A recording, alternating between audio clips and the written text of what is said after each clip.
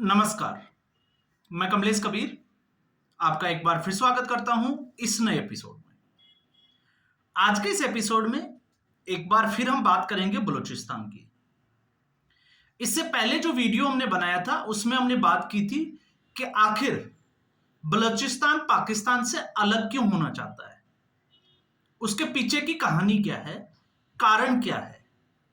तो पिछले वीडियो में हमने 1947 के बाद से जब से बलूचिस्तान के हालात बने हैं, स्पेशली पिछले वीडियो में मैंने जोर देकर बताया था जनरल परवेज मुशर्रफ के बाद में, जब सरकार को, वैसे पाकिस्तान का इतिहास भी रहा है कि कोई भी सरकार 5 साल पूरा नहीं कर पाई, तो सैन्य तख्ता पलट हुआ और उसके बाद में जिस तरीके से बलूच नेता की हत्या की गई और अब जो है वो घटनाएं इस तरीके से बढ़ गई है कि वहां पर बलोचों का आर्थिक शोषण हो, चाहे उनको जो है वो गायब कर देने की घटनाएं हो, तो ये तकरीबन जो मामला है वो मानवाधिकार उल्लंघन के आसपास आकर रुक जाता है।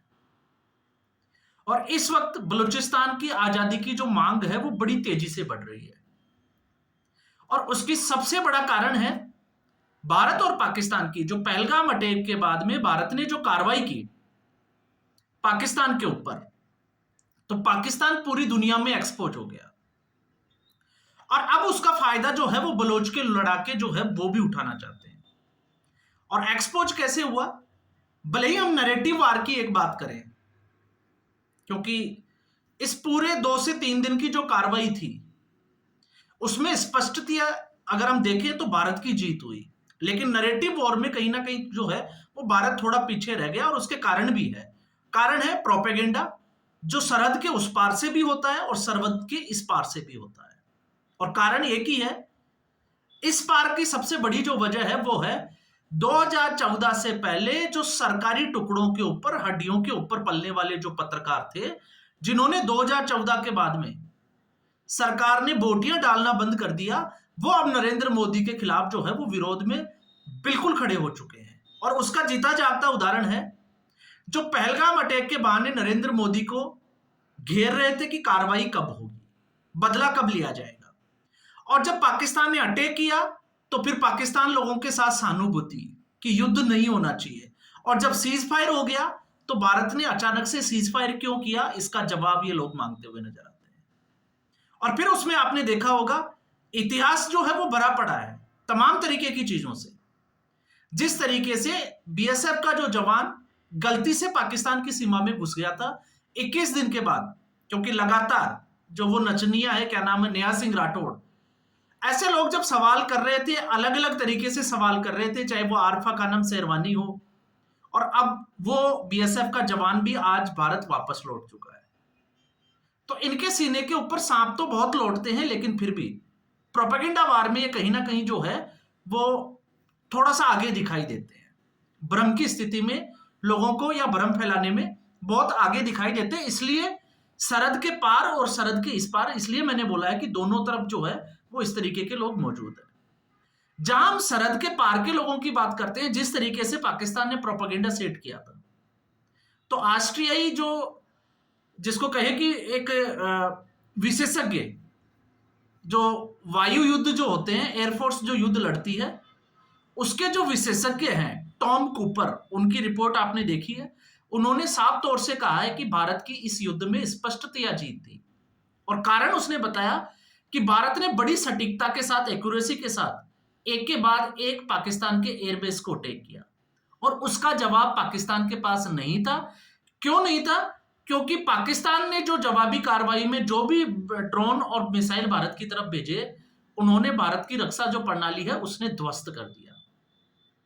तो पाकिस्तान के पास सीज फायर के अलावा कोई ऑप्शन नहीं बचता था। तो ऐसी स्थिति में पाकिस्तान एक्सपोज हुआ। तो बलूचिस्तान से आपको मैंने पिछले वीडियो में बताया था, और मैं गुजारिश करूंगा कि आप जो है वो वीडियो जरूर देखें। पाकिस्तान की मजबूरी हो गई थी कि बलूचिस्तान से सेना हटाकर एलओसी की तरफ भेजना, और ऐसी स्थिति में पाकिस्तान की जो सशस्त्र सेनाएं जो बलूचिस्तान में जो इस वक्त जो है वो पोस्टिंग में है, पोस्टेड है, उनके ऊपर वहां के लोगों ने हमला बोला, आईईडी से ब्लास्ट करके सैनिक मारे। और अभी भी रिपोर्ट, इससे पहले आपने देखा होगा मीर जाफर जो एक्सप्रेस थी, उसको अगवा कर लिया गया था। तो बलूचिस्तान इस हद तक आ गया, और उसके बाद में आपको पता होगा बलूच नेता और एक लेखक मीर यार ने घोषणा कर दी कि अब उनको पाकिस्तान नहीं कहे, रिपब्लिक बलूचिस्तान कहा जाए। तो क्या अब सवाल खड़ा यह होता है, क्या फिर एक नया देश बनकर तैयार हो जाएगा, खड़ा हो जाएगा, जिस तरीके से बांग्लादेश? तो इसी को समझने के लिए हम कुछ चीजों के ऊपर जो है वो जिसको कहें कि आकलन करने की कोशिश करेंगे कि यह क्या संभव है या नहीं है। तो संभव है, इसके ऊपर हम देखते हैं। तो पहला आपको जो है वो उदाहरण मिलेगा 1971 से, क्योंकि 1971 में बांग्लादेश में जो पाकिस्तान ने किया, ठीक वही हालात इस वक्त जो है वो बलूचिस्तान में है। तो बलूचिस्तान का एक कारण बनता है, और बलूचिस्तान को लगता है कि वो पाकिस्तान से अलग हो सकता है, और ये जो है वो हर कोई जो है, और मैं भी ये कहता हूं कि अगर ये 2 या 3 दिन युद्ध और चलता तो शायद बलूचिस्तान इससे भी आगे बढ़ जाता। लेकिन बांग्लादेश की स्थिति में हम एक बात कर सकते हैं, क्योंकि बांग्लादेश में उस वक्त भारत ने जो है वो किसी तीसरे युद्ध ने इंटरफेयर किया था, तीसरे कंट्री ने, भारत ने वो युद्ध लड़ा और बांग्लादेश को आजाद करवाया। कारण क्या था? कारण यह था कि बांग्लादेश के दोनों तरफ पाकिस्तान की सरदर्दी थी, पूर्वी पाकिस्तान और पश्चिमी पाकिस्तान। तो ऐसे में पूर्वी पाकिस्तान को आजाद कराकर नया देश बनाना भारत की मजबूरी थी। यह एक बड़ा कारण था। दूसरा कारण, जब हम इस तरीके की बात करते हैं तो बलूचिस्तान की जो उत्तरी सीमा है वो लगती है अफगानिस्तान से, और अफगानिस्तान में आपको पता है तख्ता पलट हुआ था, और तालिबानी लड़ाकों ने अफगानिस्तान की सरकार को गिराकर कब्जा कर लिया था, और अब वो तालिबान सरकार ऑलमोस्ट जो है वो कई देश उसको मान्यता दे चुके हैं। तो शायद बलोच नेताओं को भी जो है वो इसी उम्मीद का इंतजार है कि कोई कंट्री आगे आएगा और उनको मान्यता देगा, जबकि मीर यार ने जो है वो स्पष्टतया ये कह दिया कि अब जो है वो वहां पर अलग से उनकी एक कैबिनेट बनेगी, और कैबिनेट बनने के बाद में उसमें महिलाओं को भी जगह दी जाएगी। तो अब ये जो डेवलपमेंट होगा बलूचिस्तान का, वो 2 से 4 दिन में, आने वाले दिनों में जो है वो पता चलेगा कि ये बात जो है वो कहां तक जाएगी। क्योंकि स्पष्टतया आपने देखा होगा, जो मीर यार है उसने भारत से भी समर्थन मांगा है और दूसरे देशों से भी समर्थन मांगा है। इस हद तक समर्थन मांगा है कि यूएन भी जो है वो उसको समर्थन दे, एक नया देश के रूप में उसको स्वीकार करे। लेकिन क्या यह संभव है क्या? तो अफगानिस्तान में क्यों हुआ, पहले आप उसको समझिएगा। अफगानिस्तान में आपने देखा कि अमेरिका ने वहां पर अपने पैर जमाए हुए थे और अमेरिका छोड़कर भाग गया था। यह एक बड़ा कारण था। तो अमेरिका के वहां पर छोड़कर भागने की वजह से जब इंटरेस्ट खत्म हो गया, छोड़कर भागे, तो उसके बाद में यह संभव हुआ, और किसी दूसरे देश का अफगानिस्तान में इंटरफेयर नहीं था। अब ऐसी स्थिति में, क्योंकि अफगानिस्तान में अगर आर्थिक मायनों में देखें तो भारत जो है वो डेवलपमेंट के प्रोजेक्ट जो है वो अफगानिस्तान में कर चुका है और कर भी रहा है। क्यों? क्योंकि अफगानिस्तान की जरूरत है भारत को भी, और भारत को जरूरत है अफगानिस्तान की। तो दोनों दो देश जो है वो एक दूसरे के पूरक है, हम इसको ये समझ सकते हैं। लेकिन फिलहाल बलूचिस्तान का इस तरीके का इंटरेस्ट जो है वो भारत का है नहीं, क्योंकि उससे पहले भारत का इंटरेस्ट आ जाता है पीओके को लेकर। तो मुझे नहीं लगता कि भारत जो है वो सीधे तौर से इस वक्त समर्थन करेगा, और ऐसा जो है वो भारत का इतिहास भी नहीं कहता। हाँ, बांग्लादेश जो है एक्सेप्शनल केस था, उसका कारण मैंने आपको बता दिया कि दोनों की स्थितियां एक जैसी थी, लेकिन परिस्थिति अलग थी भारत के लिए। लेकिन यहां पर जिसकी हम बात कर रहे हैं, क्योंकि अमेरिका की सेना जब तक थी अफगानिस्तान में तब तक तालिबानियों ने कब्जा नहीं किया था, उसके बाद किया था। तो अमेरिका जो है वो जमीन छोड़कर भाग गया था, हम ये कह सकते हैं। अब हम आते हैं बलूचिस्तान के ऊपर। तो बलूचिस्तान में इस वक्त, जब पिछले वीडियो में भी मैंने बात की थी कि इसमें चाइना का इंटरेस्ट ज्यादा है, और चाइना इस वक्त पाकिस्तान के साथ जुड़ा हुआ है, क्योंकि चाइना ने जो है वो एमओयू साइन कर रखा है पाकिस्तान के साथ।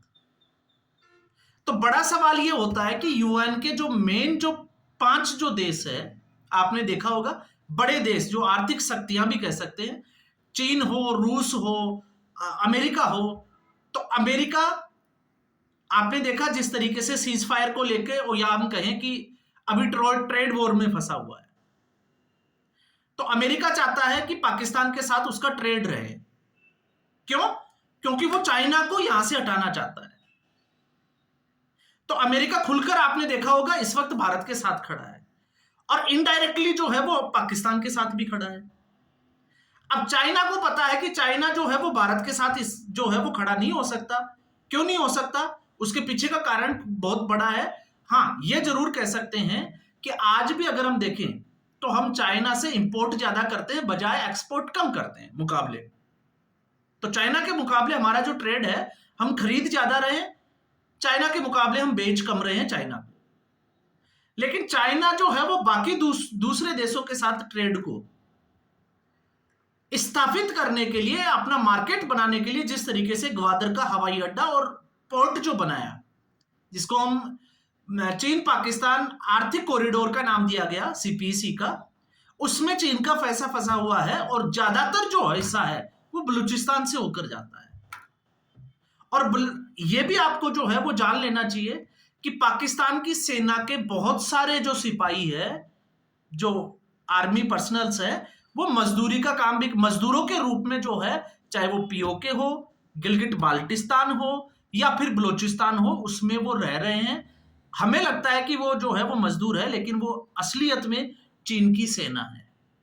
और क्यों है वो आप उसको समझ पा रहे हो। तो क्या चीन जो है वो ऐसा होने देगा? ये एक जो है वो अपने आप में बड़ा सवाल है। और चीन के, आपने देखा बलूचिस्तान ने जो आवाज उठाई थी, उसमें एक बड़ा कारण यह भी था कि जो हवाई अड्डा और पोर्ट जो बना, तो बलूचियों को लगा कि उनके जो है वो आर्थिक फायदा होगा, उनको रोजगार मिलेगा, मजदूर उनके जाएंगे। लेकिन ऐसा नहीं हुआ, चीन ने अपने मजदूर भेजे। उसका कारण आप समझ गए होंगे, जो मैंने अभी बता दिया।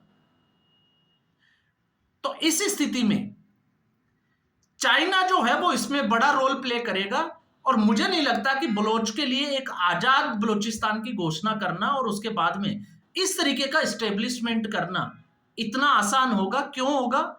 क्योंकि बलूचिस्तान में अभी जो है वो जो लड़ाके, जिसकी संख्या जो है, दो फ्रंट पे अभी हम बात कर रहे थे, बीएलएफ और बीएलए, और लगभग 5-5, 6-6 हजार के आसपास जो है वो लड़ाके हैं।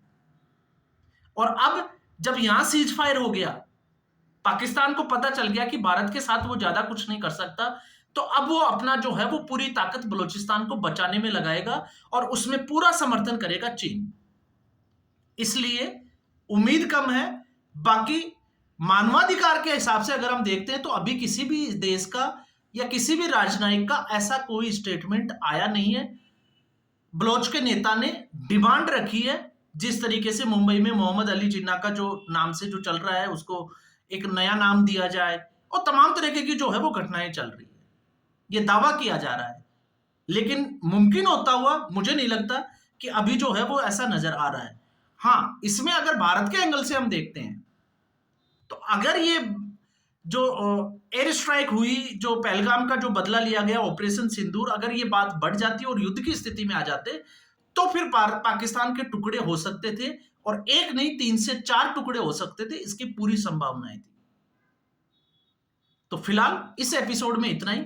उम्मीद करूंगा वीडियो एपिसोड आपको पसंद आया होगा। वीडियो को लाइक करें, शेयर करें, चैनल जरूर सब्सक्राइब करें। धन्यवाद।